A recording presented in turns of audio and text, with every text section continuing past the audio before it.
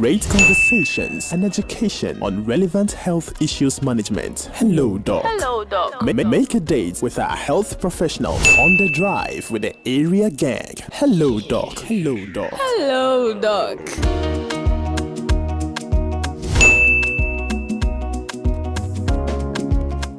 Good afternoon, Dr. Emefa. Good afternoon. How you doing? By God's grace, as usual. We thank God. Yeah. So today's topic, I'm actually excited that I'm the one going to get to ask you the questions. So today we want to look at insomnia. From the little I know, it has something to do with not being able to sleep. But of course, you are here, so you're going to give us all the necessary details. So to start off the conversation, we want to look at what exactly is insomnia, and then what are the different types that we have. Okay, yes. So I think I mentioned it last week. So insomnia is either when you are having difficulty in falling asleep, or you are having difficulty maintaining sleep, so you keep waking up in like intermittently, okay, or a combination of both. So this is if it's persistent. If it's just one day, it's not really a problem. But if it's persistent for at least 3 days in a week, yes, then we call that insomnia. Okay. So aside the fact that the persistence, maybe 3 days in a week, what are some of the other symptoms of insomnia? Okay. So there's the nighttime and then the daytime. Okay. So the nighttime ones is this interruption of the sleep. Okay. So it's either you can't fall asleep, or you wake up very early. You wake up like 1 a.m., 2 a.m., and you can't go back to sleep. Or you sleep small, then you wake up. You sleep small, then you wake up. Yeah. So that's what we would describe as a restlessness. Maybe I had a restless night. Kind of, not really. You'd actually sleep, but then you'd wake up within. So sometimes you sleep and you feel like you slept a lot. You wake up and then it's just 30 minutes. Yes, it's just been like 30 minutes or an hour. So then you go back to sleep. Okay. And it's easy to fall asleep, but then you just wake up immediately again. Okay. Yeah. So it could be acute, that's over some few weeks, or it could be chronic, that's like 3 months or more. It could be a primary insomnia that the issue is just the sleep, or it could be a secondary insomnia that's probably there's an underlying issue, a health issue, or something you are taking, food or medication that is causing the sleep issues. So aside the nighttime symptoms, there's also the daytime symptoms, which is fatigue, low energy.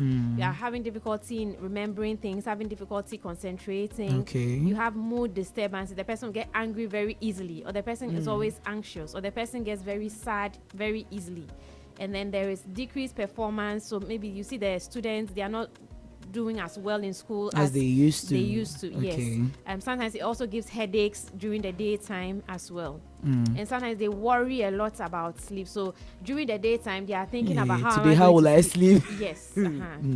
We also want to look at how it affects overall health and well-being, because obviously we know sleep is important. So if you are not able to sleep, what effects does that have on your health and then your general well-being? Okay. Yes. So last week I mentioned that the sleep is the time that the body repairs the damaged tissues, builds up muscles.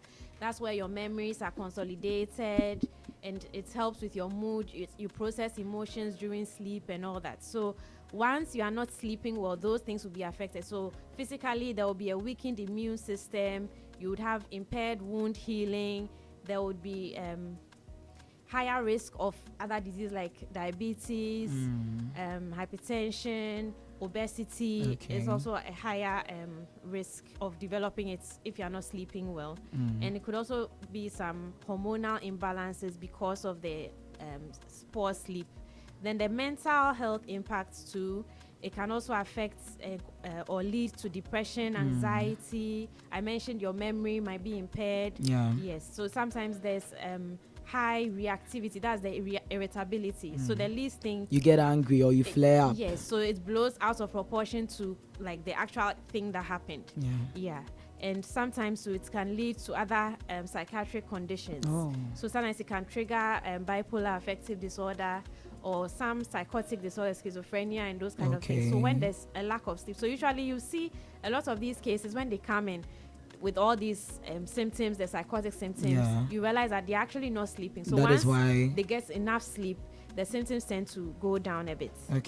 But what exactly would make someone unable to sleep? What are some of the causes of insomnia? Okay, yes. So the causes vary. I mentioned that it could be some substances you are taking, maybe some medications that you are on. Okay. Yes, could be. So you have to look at medications that you are taking. Sometimes steroids, sometimes some allergy medications could affect your sleep. Also alcohol, caffeine, nicotine can also affect your sleep. Okay. Yeah, so those are the substances. Generally, your lifestyle, if there's poor sleep hygiene, you don't have a regular sleep schedule, or you are doing like excessive screen time before bed, or the environment is not conducive. There's a nightclub by your house, and then How will you sleep? Yes, so that's something I remember from my childhood. Oh. It wasn't close to the house, but they were so loud. Yeah, because I remember there was one at the junction, and our house was like 5 houses away from the junction, but you could still hear it as if they were playing the music in your room. Yeah, Crazy. Yeah. And then also then there are medical causes. I mentioned the other time sleep apnea, when the breathing gets interrupted several times during sleep. That could be a cause. Restless leg syndrome, especially the pregnant women, these pregnancies. Oh, yeah. Yes. There's, if you're having any condition that's causing pain, that might also be a factor. Sometimes respiratory conditions, sometimes neurologic brain conditions, nerve conditions could also affect your sleep. And sometimes hormonal changes, so something like menopause can also affect the sleep. Sometimes hyperthyroidism, if the thyroid is overactive, or certain other hormones in the body are too high or too low, that can also affect the sleep and cause insomnia. Okay, so if someone is suffering from insomnia, how do we treat it? Okay. Yes, so if it's a primary insomnia that the problem is just the sleep, then the sleep hygiene is the way to go. You can do some sleep restriction therapy, so you avoid sleeping during the daytime so that you save it all you'll be for tired night. and then you can't sleep. Yes. Sometimes you can use relaxation techniques. You can do meditation. I think there are some apps, they play some ambient those cool music, yeah. Yes, so you can use those. You can have progressive muscle relaxation. You can look it up online and see what it means. Okay. Yeah, it's very helpful. And then you can do some therapy, psychotherapy. Sometimes you might be stressed because of certain things going on around you, and you might not be able to link it directly to the sleep. But if you meet a specialist, or should I say a psychologist, to guide you through it, you'll be able to realize it. If you're able to process those emotions, you'll be able to sleep better. Because you have peace of mind. Yes. So there are medications, but I know the way Ghanaians are, so I'm not going to mention any medications. They will just start walking to pharmacies and then buying and abusing them. Yeah. Yes. There are medication, there are some supplements that people would take to help sleep, but I would always encourage you, avoid those supplements. Just do your normal good diet, and then just try and do the sleep hygiene. If it's not working, then see a professional and let them prescribe for you. Yeah. Yes. I have heard people talk about some teas and some candles with certain aromatic Like properties and all that. chamomile Do those tea. things actually work? Yes. Some of them actually do help, but they don't help everyone. Okay. Yes. So if it helps you, that is fine. But as I always say, it's better to find another way rather than a substance to help your sleep. Yes. Otherwise, you become dependent on the substance. So if it's not available, then that means you can't sleep. Yeah. Okay. So now let's look at how a person can monitor their progress and also adjust the treatments needed. For example, maybe I see a therapist or whoever, and then they tell me, "Oh, you can take this or you can do this." How would I be able to know if the treatment that has been given is working or not? Okay, yes. So there's a very simple thing that most people can do, which is a sleep diary. So I actually had some insomnia myself, and I used the sleep diary. I realized I was actually sleeping more than I thought. So you feel like, oh, I slept only 30 minutes. But if you actually monitor it, take note of the time and all, you realize that you are sleeping actually a lot more. Periods. But probably it's the quality of the sleep that is not very good. Then you can know what to do. So just track your bedtime, track your wake up time, track the times that you are sleeping, napping during the day, and then you track your symptoms. So once you are looking at that, you can see that probably I'm feeling more refreshed, And sometimes we look at only the bad things. So even when there's progress in some other aspects, we don't take note of it. But when you have the diary, you actually realize that, oh, okay, I'm sleeping like 2 more hours more than I used to. I'm not feeling as tired. I'm able to concentrate a bit better. So it's very helpful to just keep that diary. You can use these apps, sleep tracking apps and all those things. So you just switch your phone on and keep it by you whilst you're trying to sleep. You can see the specialist as well to help you. We have sleep specialists. You can see a psychologist. Oh, we have sleep specialists. Yes, we do. Oh, interesting.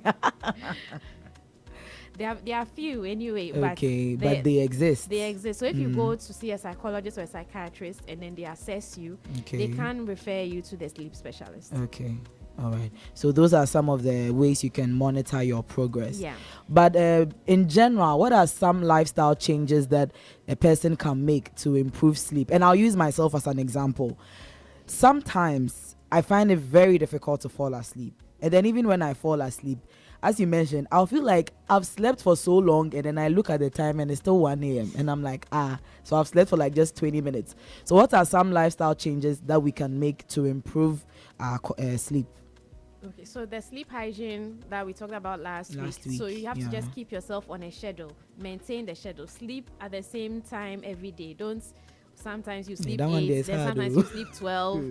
That is actually one of the best things you can do for your sleep, to schedule it so that you always sleep at the same time. It's not that every 2 days then you are sleeping at different times. It's kind of confuses the body. The body likes to have a time that's schedule to follow. It will produce the melatonin hormone and then let you sleep. Also, you can during the sleep, get a cool, quiet, dark place, comfortable bedding and those kind of things.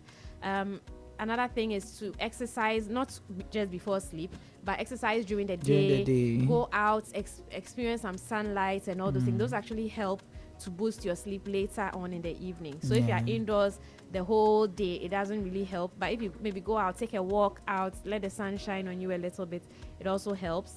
The normal things that you will do, manage your stress and don't should I say, put yourself in certain situations. Don't overexert or overwork yourself. Yes. Okay. So those are the important things. And then don't nap too much. People like to take naps too much. 5 minutes, 10 minutes, 30 minutes. At the end of the day, you are also affecting your sleep during the night. Yes. But you mentioned something about a cool, dark place. What about those of us who can't sleep in the dark? We always need some sort of light before. Yeah. So you can just have like a mild light in the room. Yes. So you can have maybe one of those bedside lamps. Yes. So the room is not too bright, but it's not too dark as well, because Ayana Miss Rose Kakai. Yeah, it's just that some of these lights we have, the white lights in our bedroom, they are too bright for sleep. So if you have maybe a dim, a dull, those kind of yellowish kind of lights that are not so bright, then you can have in a corner in the room, that should be fine. That should be fine. Okay. And then finally, we want to look if there are any specific dietary changes that can also help with insomnia. Maybe if I eat this particular food before bed, it will help me sleep better. Okay. Ideally, you shouldn't be eating food just before bed. Yeah. Okay. But there are some foods like proteins. Okay. Let me not go too technical. There are certain things like milk, eggs, cheese, turkey. So those kind of foods, they are. Should I say they boost your sleep? The word is not coming, but they boost to help you sleep better. Yes, okay. Yes. Taking whole grains, oats, and then those kind of things. Sometimes they say sweet potatoes also help. Yeah. Magnesium-rich food like spinach could also help boost the sleep. And then maybe your chamomile tea or whatever, you can take that one closer to bedtime. It would help. Yeah. So you just have to watch your diet. Just don't eat too much too close to bed. Don't eat spicy foods. Don't eat very heavy meals just before bed. And then just avoid caffeine. It's people don't really realize it, but caffeine actually really affects. You drink a bottle of Coke, Then you are drinking one energy drink here. You are taking this, and then you go and you can't sleep and you don't understand it. Yes. So you have to avoid those things. Avoid alcohol as well. That's also, you think it will make you drowsy, but the quality of the sleep is not good. It's not good. Yeah, so you might fall asleep, but you still wake up feeling Tired. Yeah. So you have to do that, and then don't be hungry too before sleeping. So some people will say, me, I eat 4 p.m. then I'll eat again. So you can take maybe some bananas and some granules or something light later. Yeah, so maybe by, let's say 6, 7, you can take something light like that if you are going to sleep maybe 8, 9. Yeah. All right. Thank you so much, Doc, for that education. Personally, I really needed it because the sleep, sometimes it doesn't come. I sleep for like 2 hours, 3 hours, and then that's it for the entire day. So we are really grateful for the education. One thing I want to just say is, if you're having chronic insomnia, the insomnia has persisted for more than 3 months, please see a professional for an assessment. A lot of the time, these are due to some medical conditions that can be treated. So always seek a professional if you're having it for a longer period of time. Okay. All right. Thank you so much.